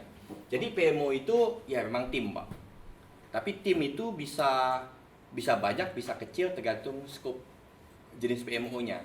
PMO itu juga macam-macam. Mungkin kalau kita browsing paling banyak PMO IT gitu ya. Tapi sebenarnya prinsipnya bukan hanya itu. Tapi terkadang di perusahaan itu ada yang susah untuk membuat satu grup khusus untuk PMO. Ini apaan nih? Udah ada project pun project manager kadang-kadang title-nya bukan project manager apa, tapi karena kerjanya dia, karena project kan sifatnya kan gitu kan, pekerjaan yang memenuhi syarat-syarat project terpenuhi ya project kan gitu ya, tidak harus sebagai project manager gitu. Jadi PMO itu bisa tim tersendiri, bisa juga itu satu grup yang dibikin kayak ekstrakurikuler gitu, kayak tambahan bahwa mereka ditugaskan. Case-nya di tempat saya gimana? PMO-nya baru, waktu itu saya merintis PMO-nya masih baru, sehingga title pekerjaannya bukan PMO gitu ya, tetap dengan tugasnya masing-masing, ada manajer perencanaan, manajer teknik gitu ya, jadi macam-macam. Tapi di separate sehingga ada struktur yang struktural, ada yang fungsional gitu. Jadi kalau yang struktural berarti kan dari direksi, kemudian ada VP, ada manager, ada supervisor ke bawah gitu ya. Nah, kita bikin yang fungsional tadi. Di PMO itu ada head PMO-nya, kemudian nanti ada sekretaris PMO, ada bidang macam-macam, ada beberapa bidang kita bikin kan. Head PMO nanti dia akan koordinasinya dengan VP yang mana, kita bikin gitu, gantungannya terhadap yang fungsional dengan struktural. Ini dia ikutnya komunikasinya sampai di level ini. Nanti yang kepala divisi itu udah ke manajer aja, karena apa, komunikasinya levelnya lebih bahas masalah teknis. Yang ini, jadi karena dia bahasnya bahasa teknis, sehingga nanti orang yang di PMO dia akan ketemu dengan yang di project level, ada seperti itu. Jadi kalau balik tanya bentuknya apa, bentuknya bisa tim dedicated atau tim yang fungsional dibentuk untuk sebenarnya kalau project bukan tahap tertentu ya, itu dalam rangka biasanya transisi mau membentuk satu PMO, karena kalau bikin langsung kan banyak perusahaan yang budget wise kan, dia mesti ngelihat berapa sih urgensinya, apa sih dampaknya gitu. Diawali biasanya dengan satu apa tadi fungsional fungsional supaya bisa jalan terlebih dahulu. Yang penting komunikasinya bisa rapi, kemudian deliverables-nya bisa jalan. Jadi idealnya yang PMO ini dedicated ya Pak? Idealnya dedicated, tapi balik lagi tergantung lingkup pekerjaannya, terus berapa banyak projectnya. Kalau di company itu projectnya ya kata-kata 5-10 ya nggak usah lah bikin PMO gitu kan. Dari project manager ya bisa lapor aja kepada BOD-nya bisa langsung. Tapi begitu project yang udah ada 100 Pak, BOD-nya pusing juga Pak. Setiap project manager yang lapor ke dia langsung kan. Dah ini deh lapornya ke sini dulu ya, ke PMO. PMO nanti yang membuat laporannya lebih sistematis atau ringkasannya. Kalau dia mau detail baru panggil PM project manajernya, itu menjadi lebih efektif gitu. Akhirnya baik lagi terhadap lingkup atau scope-nya kayak apa. Tapi di yang tim PMO ini nggak terlibat langsung di salah satu proyek yang ada gitu. Oke, Bukan anggota salah satu. idealnya tidak supaya activity-nya itu berbeda dan point of view-nya beda. Karena kalau di project manager yang seperti ini program level Pak, kan dia ngelihat gancat nih Pak, Ya. lihat task list apa yang harus dikerjakan, mana yang sudah terlambat, mana yang bisa dipercepat, critical path-nya kayak apa gitu ya. Dia akan melihat lebih ke sini gitu ya. Untuk yang di orang project PM biasanya yang tanggung jawab itu. PMO kan harus di atasnya, jadi dia ngelihat apa ya, kayak ya summary-nya atau yang bagian critical-nya gitu ya.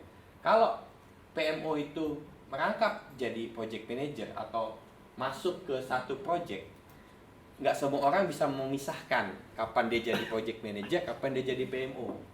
Nggak semua orang bisa mengambil itu. Ada yang bisa, ada gitu. Tapi kan jam terbangnya udah tinggi Pak gitu. Sehingga idealnya itu dipisah supaya orang PMO ya mungkin kalau gampangnya kayak pengawasnya projectnya, pengawasnya yang punya project, yang menjalankan project gitu. Tetapi fungsinya bukan ngawasin aja, tetapi di situ fungsi PMO termasuk juga dia bisa memberikan advice kalau yang terlambat gimana caranya supaya bisa, kan project manager kadang-kadang ini menemui masalah kan, dan pasti menemui masalah gitu. Kalau menemui masalah dia pasti minta solusi kan, paling nggak dia cerita kan.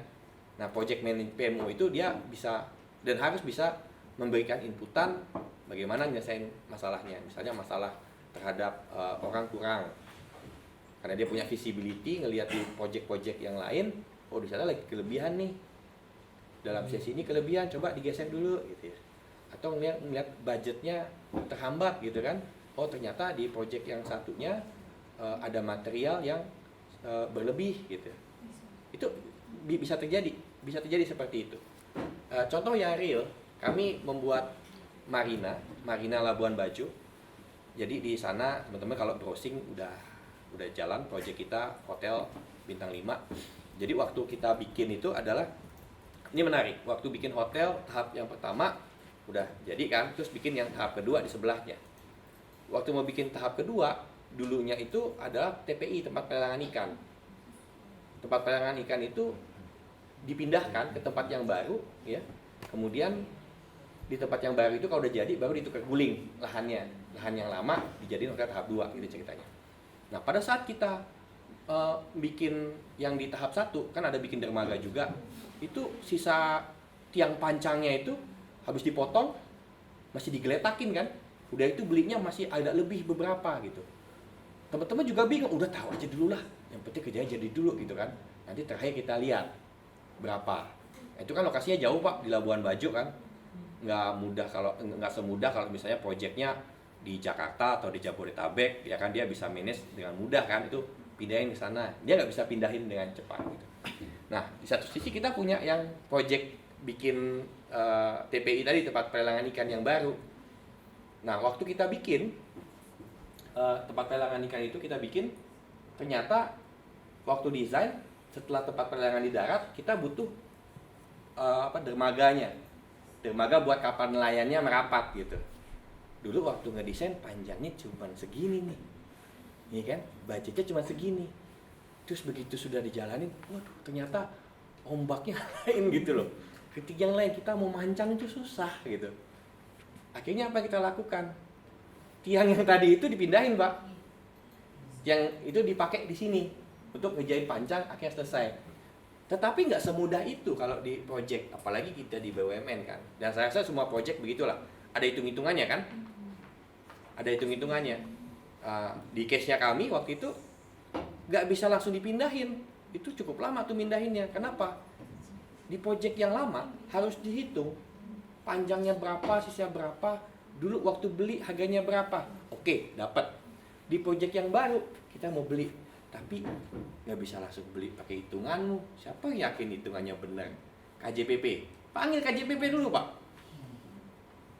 KJPP datang. Wah, dari Jakarta tuh datang. Dia ngecek harga beli berapa, sehingga menjadi apa? Harga wajar, Pak.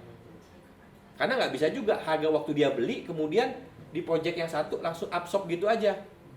Kan udah beda harganya waktu beli satu tiang penuh dengan udah tinggal sepenggal. Kan beda harganya.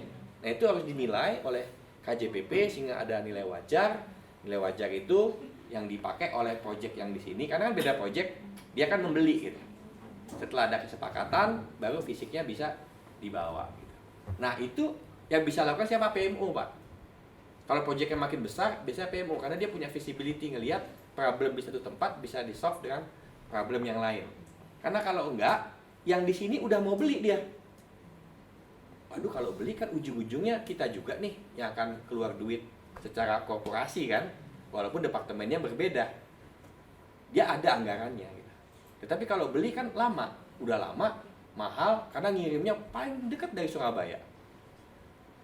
Nah, kalau kita lakukan seperti ini kan ada savingnya, dan memang terbukti setelah di KJPP ada savingnya. Nah, itu lagi kaitannya berarti si PMO dia bisa membantu dan dia nggak terlibat langsung di dalam detail si proyek pembangunan tadi tempat pelelangan ikannya, yang bangun dermaganya gitu. Karena dia lebih clear ngelihatnya sehingga bisa memberikan masukan dan solusi yang bisa jadi dipakai untuk dua-duanya. Makasih, Pak. Oh iya, janji saya, Bang.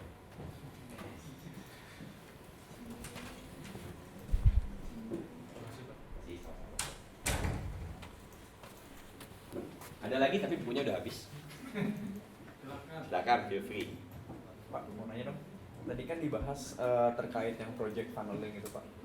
Jadi di tahap pertama kan harus ngumpulin ide itu kan Pak. Nah itu kan udah difilter di gate-nya itu. Nah itu kalau tiba-tiba muncul requirement yang baru itu, nah itu cara ngatasinnya gimana Pak? Apakah requirement itu harus dijalanin atau ditunda dulu untuk next fasenya atau gimana Pak?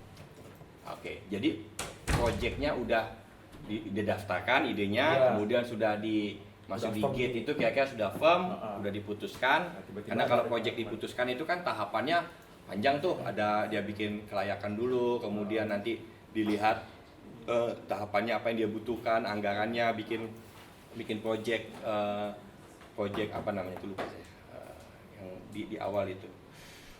Ya bikin itu kemudian disetujuin ya kan, anggarannya jalan-jalan. Tapi tengah jalan berbeda requirement-nya. Nah, gini Pak, kalau di project itu satu hal yang common yang ada namanya change request. Change request itu artinya apa? Ada permintaan dari project, bisa jadi dari site tadi itu ternyata nggak bisa kayak begini nih. Ya contoh tadi kan, yang dermaga harusnya segini, tapi jadi lebih panjang. Saya butuh change request. Karena kalau dibikin seperti ini percuma juga nggak bisa kepake. Tapi kalau mau dipanjangin dermaganya, impactnya uangnya nambah kan. Nah, change request itu boleh dilakukan dan lazim Pak. Bisa dikatakan hampir semua project pasti ada change request. Tetapi harus dipastikan change request tadi itu mendapat persetujuan dari owner, dari project owner. Jadi tahapannya itu gini, bukan tahapan ya. Ada project manager. Project manager itu kan orang yang disuruh sama owner untuk membuat project tadi itu, mempersiapkan sampai selesai. Itu si project manager tuh yang ditugasin. Yang menugaskan siapa? Project owner gitu. Project owner speknya apa sih? Oh, berarti dia gampangnya dia punya duit. Ya kan? Dia punya duit, dia yang menikmati hasil gitu. Kalau project itu selesai, dia menikmati hasil. Itu project owner gitu ya. Ada istilah satu lagi yang sering muncul itu adalah sponsor, project sponsor. Project sponsor itu umumnya sebenarnya level direksi ya, yang saya sering perhatikan itu level direksi yang membawa project itu kepada owner gitu. Jadi kayak apa ya? Kayak promotor lah gitu. Yang bertanggung jawab detailnya ada si project manager gitu ya. Tapi yang membawa itu ke project owner itu project sponsor. Biasanya dia bisa direksi yang bertanggung jawab. Ya misalnya kita mau benerin pelabuhan, berarti project sponsornya siapa? Direktur teknik. Karena dia yang tahu persis kan, untuk benerin pelabuhan ini kita butuh peralatan, butuh anggaran, butuh orang gitu ya, timelinenya itu pasti direktur teknik gitu ya. Kalau misalnya kita projectnya adalah contoh tadi yang gede tadi ya, terminal eksekutif tadi itu ya, oh itu ujungnya kemana sih? Mau ke komersial atau pelayanan? Oh pelayanan, karena kita mau bikin ini sebagai awal dari pelayanan, berarti direktur pelayanan yang jadi project sponsor. Ownernya siapa? Ya, CEO gitu loh. CEO kan yang ditugaskan, ujung terakhirnya kan yang ngetok anggaran terakhir setuju kan pasti CEO gitu. Nah itu bertahap. Artinya kalau si project manager dia bilang tadi itu ternyata kurang duitnya, dia harus lapor dulu nih ke project sponsor. Kadang-kadang langsung ke owner, ada juga yang seperti itu. Kalau organisasi besar ada layer itu. Dia ke project sponsor minta persetujuan owner, nanti ada persetujuannya. Kalau di project biasanya ada change request Pak gitu. Change request ada persetujuannya, kemudian dia setuju, ya kan? Sudah dapat approval, dia akan melakukan di lapangan. Kalau itu sifatnya bisa dilakukan di lapangan dengan cepat, seperti contohnya ganti warna ini gitu ya, pintu dia ganti karena nggak cocok nih, barangnya nggak ada. Yang ada apa? Dia kasih site instruction. Jadi instruksi yang dilakukan di lapangan gitu ya, dijalanin, nanti dikumpulin tuh, dikumpulin gitu ya. Kumpulin, nanti dilaporkan apa perubahan yang terjadi. Kan ada project macam-macam juga Pak. Ada project, katakan kalau kita bangun bangunan gitu ya, ada yang sifatnya normal seperti misalnya gini. Pertama tahapannya ya komersial dulu lah, pasti dilihat kan di IFS. Kemudian bikin basic design-nya Pak. Habis basic design baru ada detail engineering design. Itu di tender kan.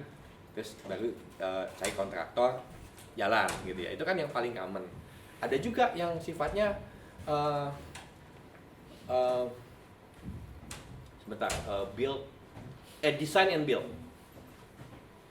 Design and build artinya apa? Mungkin si owner ini dia cuma punya basic desainnya aja. Saya tuh mau bikin apartemen 10 lantai. Kekecilan ya apartemen 10 lantai. Apartemen 25 lantai. Dia cuma punya basicnya itu. Gambar luarnya kayak gini nih. Lokasinya kayak gini, lebarnya sekian. Secara umum. Tapi nggak punya gambar detailnya. Lantai pertama ukurannya kamar sekian. Nanti ada kamar mandi ukuran segini, ada wastafelnya, toiletnya merek apa gitu ya. Itu kan ada namanya detail design, detail engineering design. Nah, kalau sifat projectnya apa tadi itu? Design and build, berarti si kontraktor itu dia menerima tugas untuk mengerjakan, termasuk mendesain, minta approve, dijalanin. Itu paling sering terjadi Pak, change request di tengah jalan gitu ya. Ownernya bilang, enggak ganti aja begini. Udah ganti Pak ya, setuju. Dia hitung-hitung. Terkadang permintaan itu nggak langsung dikasih tahu Pak, tapi ongkosnya naik sekian ya Pak ya. Dia enggak, kumpulin dulu. Nanti sudah periode tertentu baru dia bilang, Pak kurang. Wah udah sekian puluh miliar gitu. Saya pernah melihat atau terlibat di project yang seperti itu. Jadi kalau design and build harus lebih hati-hati sebenarnya. Karena change request akan banyak terjadi. Kalau pengawasannya kurang, nanti ya biayanya bisa jadi sangat tinggi. Beda dengan kalau ya kita ikuti normal, udah jelas kan speknya. Toiletnya mereknya harus Toto. Kalau nggak Toto, ya kamu cari. Jangan jadi Tito gitu kan ya. Nah, ya itu yang dilakukan. Artinya kan udah jelas kan, kalau Toto harganya sekian, nggak akan meleset-meleset jauh. Paling kalau misalnya barangnya nggak ada di Glodok gitu kan ya, dia cari kemana gitu kan, ke Kenari gitu ya. Nah, bedanya nggak terlalu jauh gitu ya. Moga-moga jawab ya Pak. Makasih Pak. Wah juga Pak, pertanyaan dari ini kan sensitif itu kan sesuatu yang sangat mungkin Pak untuk terjadi. Apakah sama halnya atau sama mungkinnya untuk sensitif itu Iya Pak. ditolak atau nggak bisa Pak untuk perubahannya atau penambahan? Apakah itu memungkinkan? Kan kita udah rancang dari awal nih, dari budgeting segala macam, ternyata ada penambahan segala macam yang sifatnya mendadak seperti tadi. Apakah itu dari project manager bisa istilahnya menolak? Kita nggak bisa melakukan itu, padahal ya si change request itu kan si owner sendiri. Saya klarifikasi dulu, yang minta change request siapa? Kalau melihat dari gambar yang ini kan tadi yang minta itu kan si ownernya Pak ya? Nah gini, bisa berbeda ya. Kalau yang minta adalah orang yang kerja, dalam arti ini ya tim atau project manager yang melihat ada permasalahan di lapangan, berarti change request itu dari dia kepada owner. Karena intinya change request itu mesti ke owner. Kalau change request yang sifatnya tidak berdampak mungkin terhadap biaya atau spek yang signifikan, bisa saja dari staff project di-approve oleh project manager. Itu bisa juga. Jadi ada change request yang seperti itu. Tapi kalau change requestnya sudah sampai berimpact terhadap perubahan biaya dan signifikan, itu mesti ke owner. Ada yang berubah secara biaya, tapi si project manager dia bisa ngatur. Oh karena ini berkurang segini, yang spek ini saya tinggiin gitu. Itu bisa juga, tetapi biasanya dia harus ngomong juga Pak. Bagaimanapun kan deliverables-nya nanti beda dengan yang dulu direncanakan. Kalau ownernya nggak terima, dia nggak mau bayar kan susah juga gitu ya.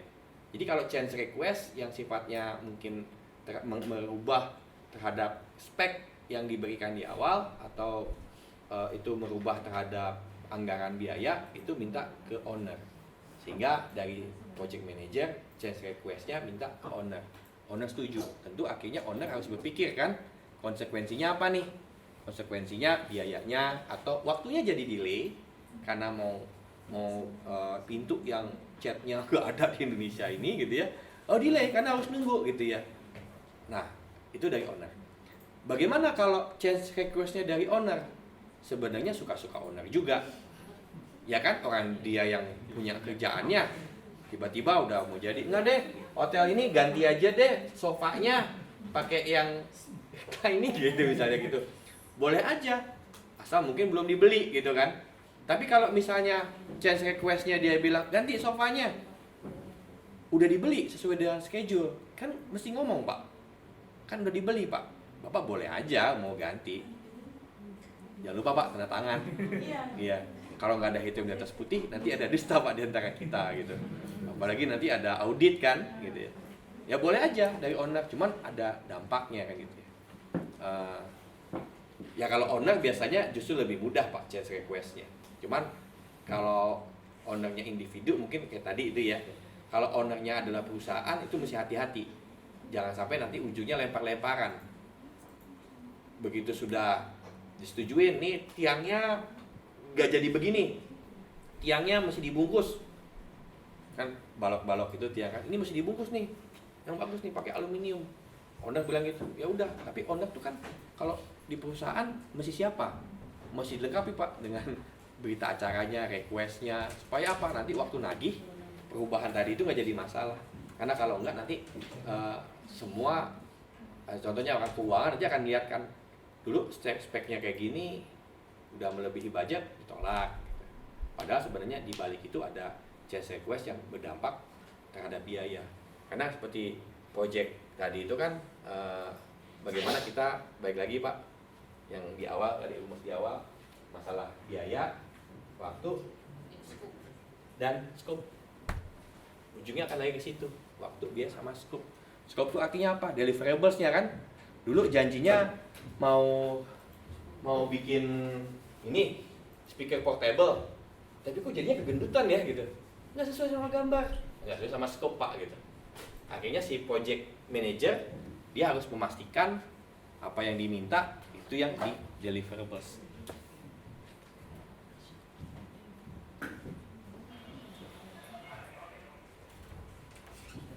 Ada lagi teman-teman?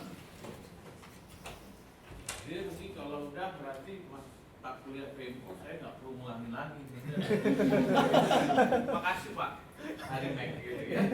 Ini udah tidak teo karena tidak hanya bicara masalah apa pelaksanaan ya, tapi Pak Harimet juga sudah memberikan teori-teori yang dipakai gitu. Jadi harapannya teman-teman udah bisa dapat nih insight-nya. Ya dua-duanya tidak hanya teori tapi juga prakteknya di lapangan. Ada lagi? Ada? Jangan karena bukunya habis nanti bukunya saya minta lagi sudah. Jangan takut, atau saya beliin nanti di Gramedia. Oke, kalau nggak ada pas jam 9 Pak Hari, terima kasih banyak, kita kasih dulu.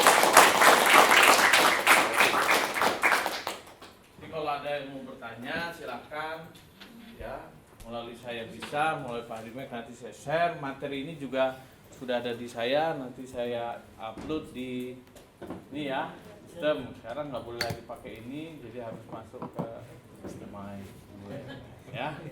Kalau ada yang mau tanya saya nomor handphone saya. Ada nomor handphonenya.